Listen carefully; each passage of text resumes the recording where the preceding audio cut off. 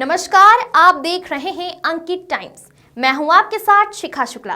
चलिए रुक करते हैं आज की ताजा खबरों की ओर। भोजपुरी स्टार पवन सिंह और हरियाणवी एक्ट्रेस अंजलि राघव का विवादित वीडियो सोशल मीडिया पर तेजी से वायरल हो रहा है। मामले पर अंजलि राघव का रिएक्शन भी सामने आया है। उन्होंने कहा, किसी लड़की को इसे टच करना बेहद गलत है। इस विवाद को लेकर सोशल मीडिया पर लगातार बहस छिड़ी हुई है और मामला तूल पकड़ता जा रहा है।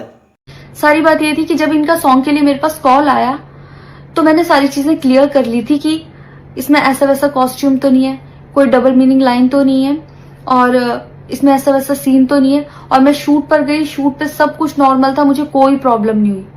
जब इन्होंने मुझे लखनऊ के इवेंट के लिए बोला तो मैंने हाँ बोल दिया, क्योंकि मुझे शूट पर भी कोई प्रॉब्लम नहीं हुई थी। और जब मैं लखनऊ में गई, मैं स्टेज पर थी, मैं पब्लिक से बात कर रही थी। पवन सिंह जी ने मुझे बोला कि इधर कुछ लगा हुआ है।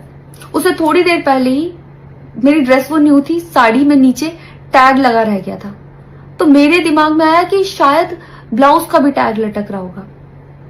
मैं हंसकर उस चीज को दबा रही थी कि अगर मेरा टैग लगा भी है तो वो चीज जिस टाइम मैं पब्लिक से माइक में बात कर रही हूँ उस टाइम ना बोल के साइड में भी बोली जा सकती है, इसलिए मैं उस चीज को उस टाइम पे दबा रही थी। मैंने हंस के टाला, अवॉइड किया और फिर दोबारा बात करने लगी। वो बोले नहीं कुछ लगा है, नहीं कुछ लगा है। तो मैंने कहा नहीं लगा। वो बोले लगा हुआ है। तो मुझे लगा कि शायद लगा ये तो मेरे को लग रहा था कि कुछ लगा है, इसलिए ये बोल रहे हैं। और पर फिर भी मैंने हंस के वहां पे टाला, पब्लिक से अपनी बात कंप्लीट की। कंप्लीट करने के बाद जब मैं अपने टीम मेंबर से मैंने पूछा साइड में जाके कि कुछ लगा है, क्या लगा है, उन्होंने बोला कुछ भी नहीं लगा था। जब मैंने देखा मेरे सच में कुछ नहीं लगा था, तब मुझे बहुत ज्यादा बुरा लगा, गुस्सा आया और रोना भी आया। लेकिन मुझे ये नहीं समझ आया कि मैं अब क्या करूं यहाँ पर, क्योंकि जहां मैं गई थी लखनऊ में, पवन सिंह जी खुद भी वहीं के रहने वाले हैं, उसी जगह पर इवेंट था। जितना वो क्राउड था वो सारा उनका फैन बेस था। उनको भगवान बोल रहे थे और भक्त बोल बोल के उनके पैरों में गिर रहे थे। वो उनका फैन बेस था, क्राउड था। तो मुझे समझ नहीं आया कि मैं क्या करूं। अगर मैं कुछ भी बोलती तो क्या वो लोग मुझे सपोर्ट करते? मेरे साथ कुल 3-4 बंदे यहाँ से गए थे, तो वहां जितना क्राउड था, क्या वो लोग मेरा साथ देता? मैंने सोचा मैं बैक स्टेज जाके बात करूंगी। इतनी देर में थोड़ी देर रील्स बन के अचानक से वो उतर के चले गए बीच में ही इवेंट के। थोड़ी देर मैंने रील बनाई, अनाउंस ये किया गया कि अभी इवेंट दोबारा स्टार्ट होगा। डिनर के लिए अनाउंस कर दिया गया, मैं भी उतर के चली गई और इवेंट वहां पे खत्म हो चुका था। अनाउंस किया गया था सिर्फ कि दोबारा होगा। नेक्स्ट डे जब मैं घर आई तो मैंने देखा ये बहुत बड़ा मैटर बन चुका था। मैंने उन लोगों से कांटेक्ट करने की कोशिश की, किसी ने मेरा फोन पिक नहीं किया, ना ही उन लोगों ने फोन करके मुझसे हालचाल पूछा कि परेशान हो या कुछ भी नहीं, कोई हालचाल नहीं लिया।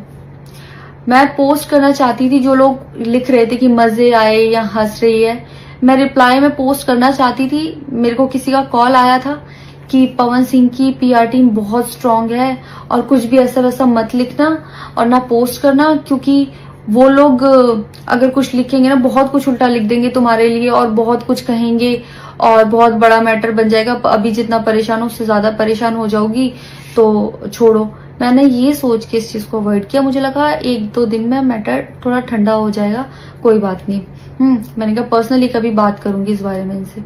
लेकिन बढ़ता जा रहा है, ऊपर से ना उनकी तरफ से कोई रिप्लाई मिला और मुझे नहीं पता कि ऐसे में मुझे क्या करना चाहिए था और क्या करना चाहिए।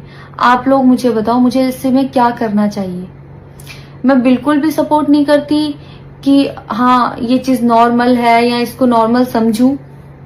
किसी भी लड़की को उसके बिना परमिशन के टच करना ही पहली बात बहुत गलत है, और फिर इस तरीके से टच करना तो हद से ज्यादा गलत है। यही सेम चीज अगर हरियाणा में हुई होती ना तो मुझे जवाब देने की जरूरत नहीं पड़ती। यहाँ की पब्लिक अपने आप जवाब दे देती, यहाँ की ऑडियंस फुल सपोर्ट करती और जवाब देती। लेकिन मैं उनकी जगह पर थी, वो यहाँ पे नहीं थे।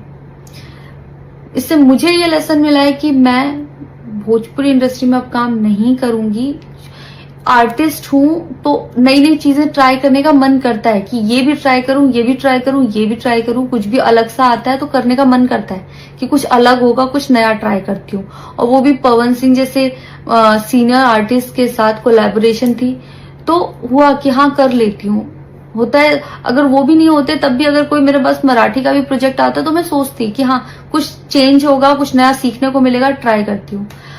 पर ये भोजपुरी में काम करने के मेरे साइड इफेक्ट थे जो मेरे साथ हुए। मैं अपने परिवार में, अपने हरियाणा में खुश हूँ, मुझे नहीं करना काम भोजपुरी में।